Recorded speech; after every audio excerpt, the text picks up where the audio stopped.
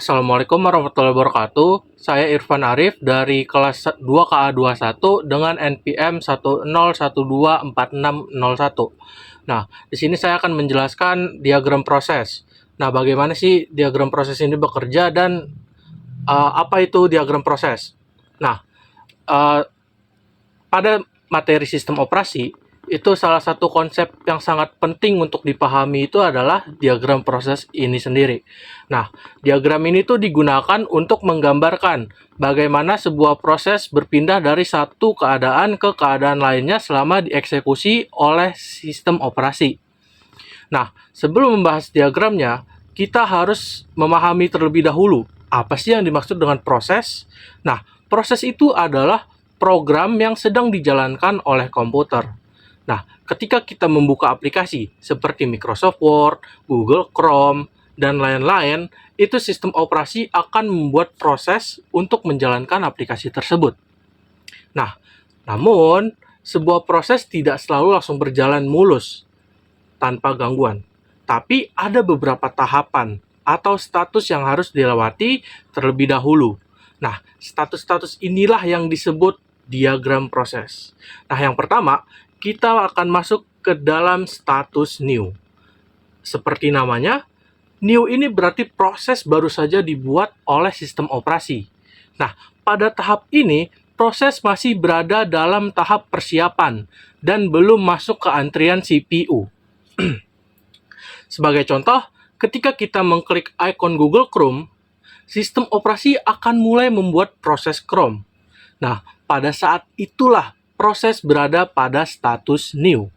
Nah, di tahap ini, sistem operasi akan menyiapkan berbagai kebutuhan proses, seperti alokasi memori, membuat proses control block atau PCB, menyiapkan informasi identitas proses, dan menentukan sumber daya yang diperlukan. Nah, karena masih dalam tahap pembentukan, proses belum bisa dijalankan oleh CPU. Nah, yang kedua ini adalah transisi admitted yang menghubungkan status new dengan status ready.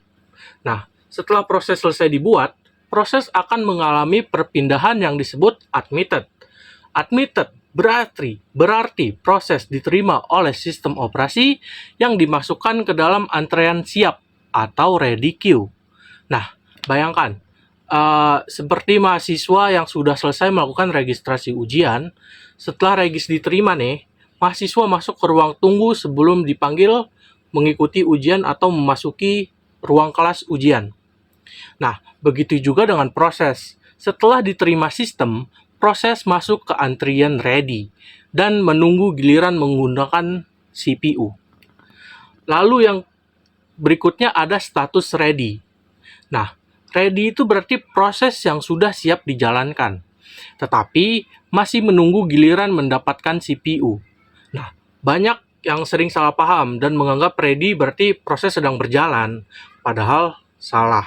Tidak sama sekali. Nah, pada kondisi ini, semua data yang diperlukan sudah tersedia. Memori sudah dialokasikan, sumber daya utama sudah siap. Namun, CPU masih digunakan oleh proses lain, sehingga proses harus menunggu. Nah, contohnya ketika kita membuka beberapa aplikasi sekaligus, seperti browser, Spotify, Microsoft Word, atau semacamnya, ketiga aplikasi ini mungkin sama-sama siap dijalankan. Tetapi, CPU hanya bisa menjalankan satu proses pada satu inti CPU dalam satu waktu tertentu. Oleh karena itu, sebagian proses harus menunggu di status ready ini. Nah, status ready dapat diibaratkan seperti antrian mahasiswa yang sudah siap presentasi tetapi masih menunggu dosen memanggil nama mereka. Lalu yang ada namanya proses scheduler dispatch. Nah, ketika CPU sudah tersedia, sistem operasi akan memilih salah satu proses dari antrian ready. Nah, perpindahan dari ready menuju running itu disebut scheduler dispatch. Nah, scheduler itu adalah komponen sistem operasi yang bertugas menentukan proses mana yang mendapat kesempatan menggunakan CPU. Nah, Pemilihan ini bisa menggunakan berbagai algoritma penjadwalan, seperti first come first serve atau FCFS, lalu ada shortest job first atau SJF, dan ada priority scheduling atau bahkan round robin. Nah, ketika scheduler ini memilih suatu proses, maka proses tersebut dipindahkan dari ready ke running. Lalu berikutnya ada status running. Nah, status running ini berarti proses sedang dieksekusi oleh CPU. Nah, ini adalah kondisi di mana instruksi-instruksi program benar-benar dijalankan.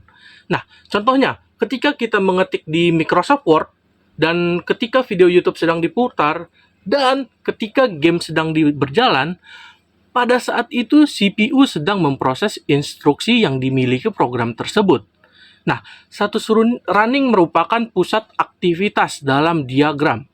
Karena dari sinilah proses bisa berpindah dari beberapa kondisi lainnya. Lalu ada kondisi interrupt. Nah, saat proses sedang running, terkadang proses tersebut harus dihentikan sementara. Perpindahan ini disebut interrupt. Nah, interrupt ini adalah gangguan atau sinyal yang menyebabkan CPU menghentikan sementara proses yang sedang berjalan. Nah, gangguan ini tuh bisa berasal dari proses lain yang lebih penting, timer sistem operasi, permintaan perangkat keras, atau permintaan pengguna.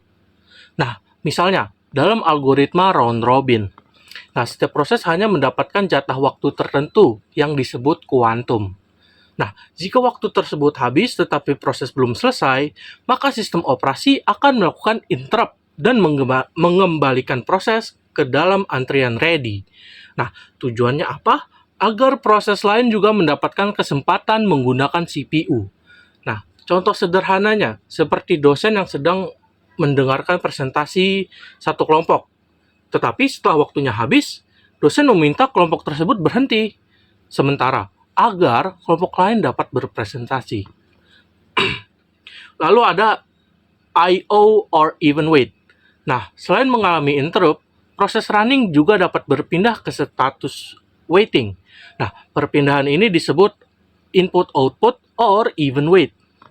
Nah, hal ini terjadi karena ketika proses membutuhkan operasi input auto output atau harus menunggu suatu kejadian tertentu.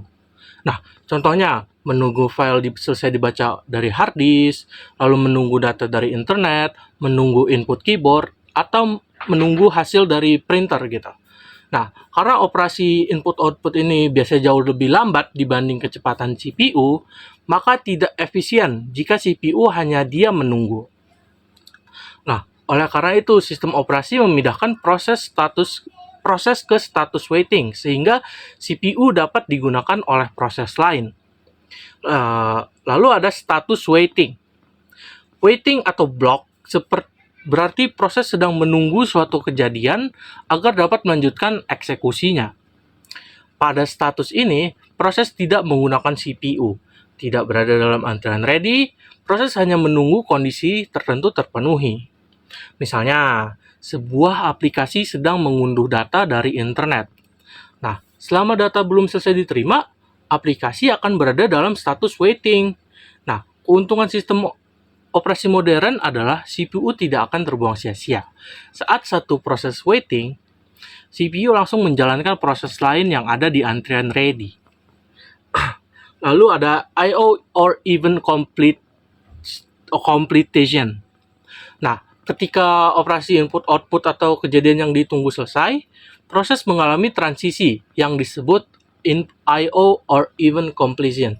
Nah, artinya kondisi yang ditunggu sudah terpenuhi. Contohnya, file berhasil dibaca, input pengguna sudah diberikan, lalu ada data internet sudah diterima. Nah, pada saat itu, proses tidak langsung masuk ke running, tetapi kembali ke status ready terlebih dahulu. Kenapa? Karena CPU mungkin sedang digunakan oleh proses lain. Oleh karena itu, proses harus masuk ke antrian ready dan menunggu giliran kembali. Lalu ada kembali ke ready. Setelah event selesai, proses kembali ke ready. Di sini, proses siap melanjutkan pekerjaannya. Jika scheduler memilihnya lagi, maka proses kembali ke running. Siklus antara ready, running, dan waiting itu bisa terjadi berkali-kali selama proses belum selesai. Nah, lalu yang terakhir ada exit. Nah, ketika semua instruksi program telah selesai dijalankan, program proses akan melakukan exit. Nah, exit ini adalah perpindahan dari running menuju status terminated. Nah, pada tahap ini, proses tidak lagi membutuhkan CPU maupun sumber daya sistem. Contohnya, kayak kita menutup aplikasi, program selesai dijalankan, perhitungan sudah selesai. Nah, sistem operasi itu kemudian akan mulai membersihkan sumber daya yang digunakan proses tersebut. Lalu yang terakhir ada status terminated. Nah, terminated berarti proses telah selesai dan tidak akan dijalankan lagi. Nah, pada tahap ini, memori dibebaskan, PCB dihapus, sumber daya dikembalikan ke sistem, dan proses dianggap berakhir sepenuhnya. Nah, ibarat mahasiswa yang sudah menyelesaikan sidang skripsi dan keluar dari ruang sidang, semua aktivitasnya dalam proses sudah selesai. Nah, kesimpulannya, dari diagram ini kita dapat melihat bahwa sebuah proses tidak langsung berjalan dari awal hingga akhir. Sebuah proses harus melewati beberapa status yang sangat panjang. Nah, seperti dengan beberapa transisi penting, seperti ada admitted, ada scheduler dispatch, ada interrupt, ada I/O event wait, I/O event completion, dan exit. Nah, melalui mekanisme ini, sistem operasi dapat mengatur banyak proses secara efisien, sehingga CPU tidak menganggur dan semua program mendapatkan kesempatan untuk dijalankan secara adil. Nah, inilah dasar dari manajemen proses yang menjadi salah satu fungsi utama sistem operasi modern. Terima kasih yang sudah mendengarkan dari awal sampai akhir. Saya Irfan Arif, pamit undur diri. Ciao.